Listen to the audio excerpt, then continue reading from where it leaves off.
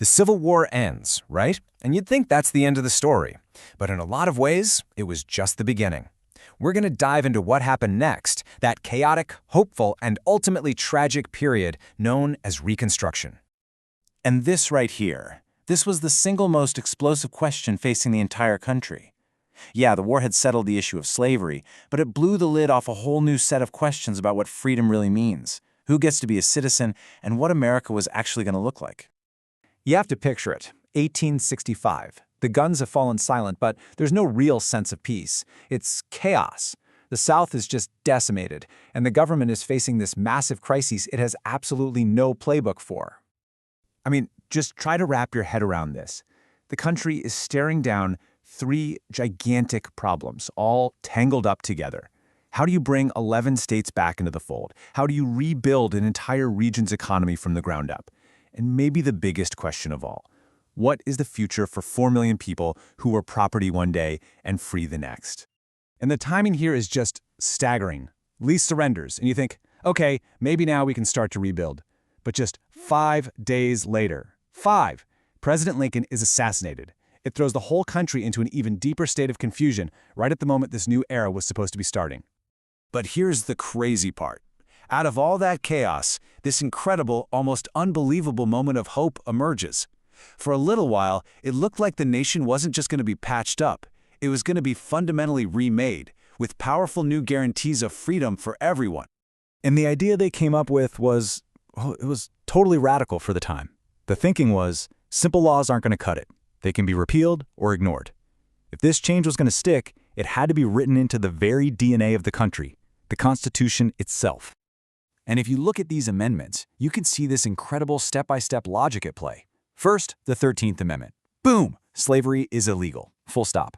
Then comes the 14th, which defines citizenship and guarantees equal protection of the laws, a huge deal. And finally, the 15th, which protects what's maybe the most fundamental right of a citizen, the right to vote. So you have this incredible promise of equality being written into law. But for every action, there's a reaction, right? And boy, was the reaction here fierce.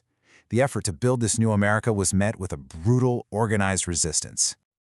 And we need to be clear, this wasn't just a few angry people here and there. No, this was a deliberate, systematic campaign.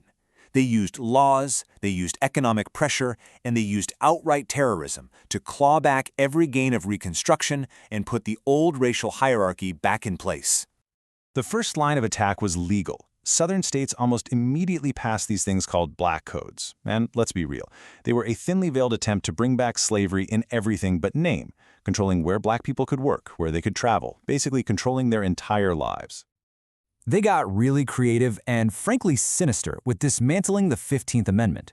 They couldn't legally just say, black people can't vote, so they set up all these traps. Poll taxes, which most former slaves couldn't afford, literacy tests that were basically impossible to pass, and then the grandfather clause, a genius, awful loophole that said if your grandpa could vote before 1867, you could too. Well, guess whose grandfathers weren't voting before 1867?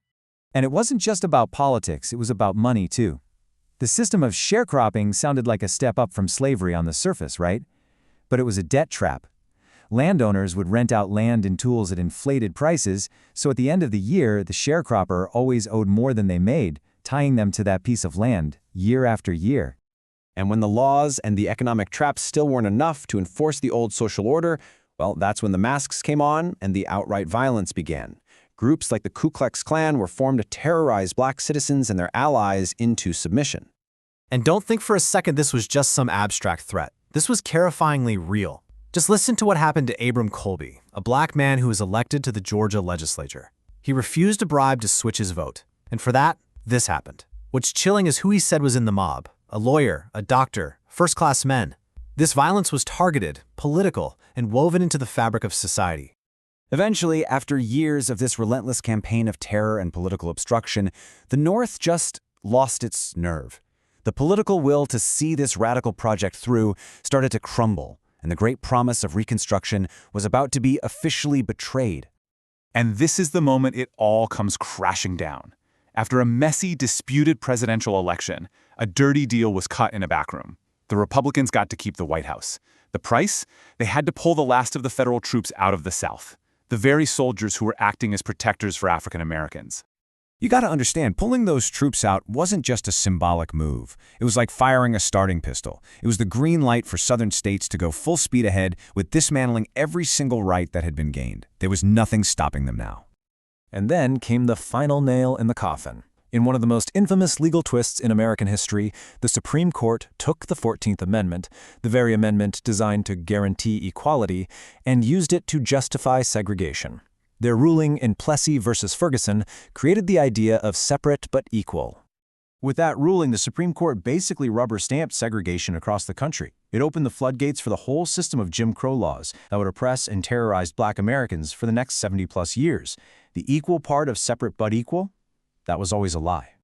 So Reconstruction ends, but its impact, man, it doesn't just go away. It casts this incredibly long, dark shadow over the next century of American life, leaving behind a legacy that, honestly, we are still dealing with right now.